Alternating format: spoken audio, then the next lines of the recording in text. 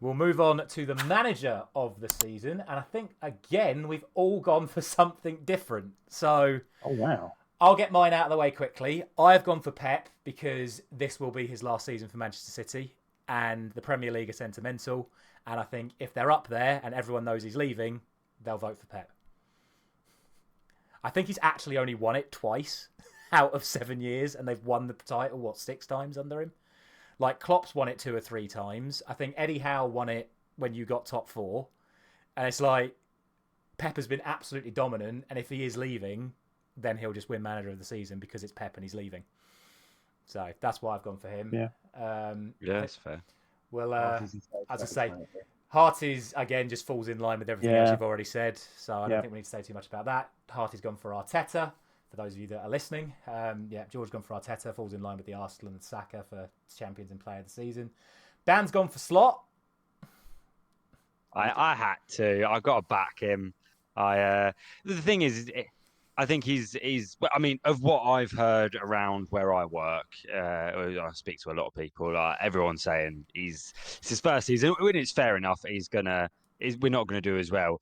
And I don't know. I think pre-season, again, you can't judge anything on pre-season, but pre-season, he's had a good pre-season. And as a Liverpool fan, if I wasn't going to go for him, it would have been the same as you, Ryan. I would have probably put Pep. But I wanted to be different and I wanted to back my new manager.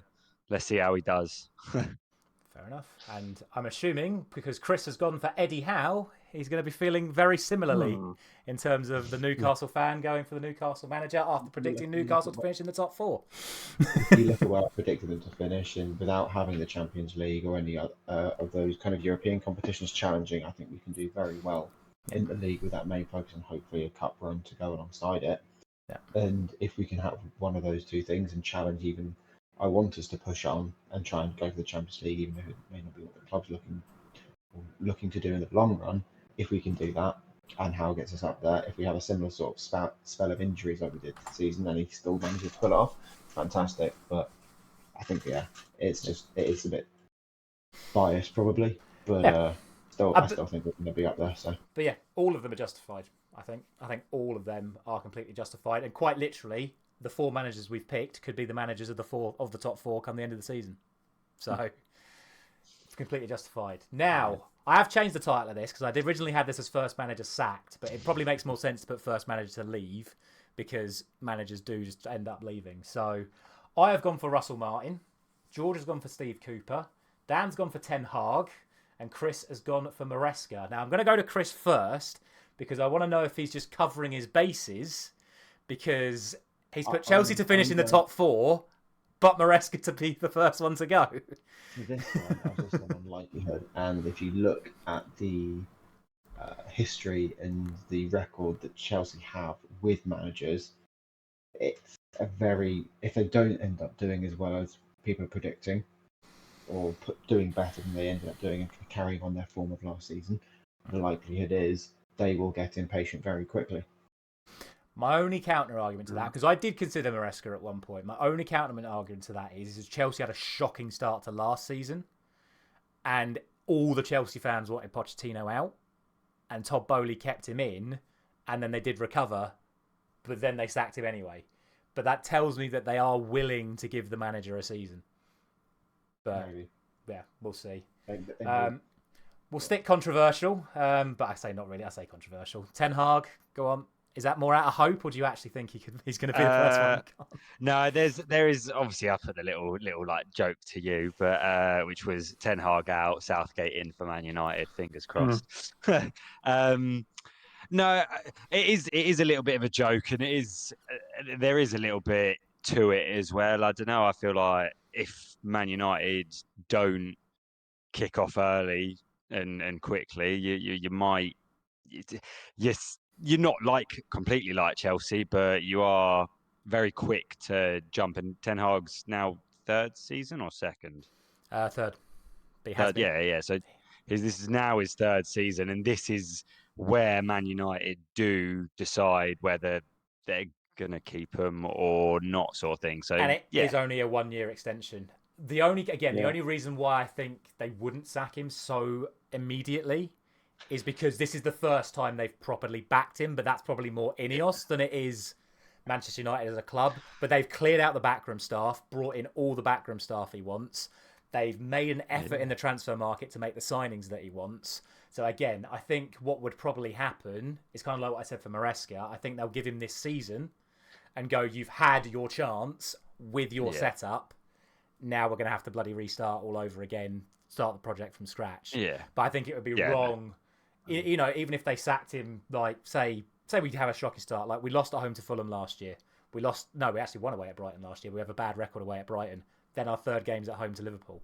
There is a world where we lose all three of those opening games. Yeah.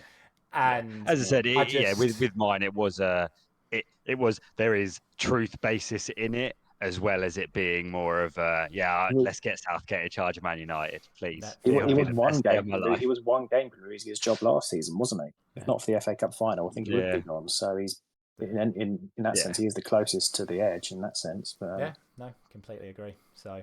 Yeah, but I couldn't do it because I just don't want to see him go. While I'm talking, I'll give my justification for Russell Martin. His first ever season as a Premier League manager. Newly promoted side. They were the lowest of the promoted sides because they came through the playoffs. There will be an expectation after the amount of money they've spent, the signings that they've made, to battle their way in this Premier League season. But all four of us have predicted Southampton to get relegated. I think they are the most likely to get relegated, and I think they will look at where they are after the first few months, and if it's not working out for them, they will look at the likes of Potter and other experienced Premier League managers, David Moyes, etc., available, and go, let's get an experienced Premier League manager in to try and save our season, because the newbie's not cutting it. That's my justification. That's fair. Gareth Southgate. And Steve Cooper? Yeah, I mean, Leicester sort of came up last season with a different manager, only just about. They sort of like stumbled over the line, didn't they? And then Steve Cooper, I've never really been impressed by him personally. And then I think I've read as well the fans aren't happy with the style of play. I don't really see that they've signed anyone that's going to make a difference. You know, Jamie Vardy's not going to keep them in the league, is he? I don't know. I just think.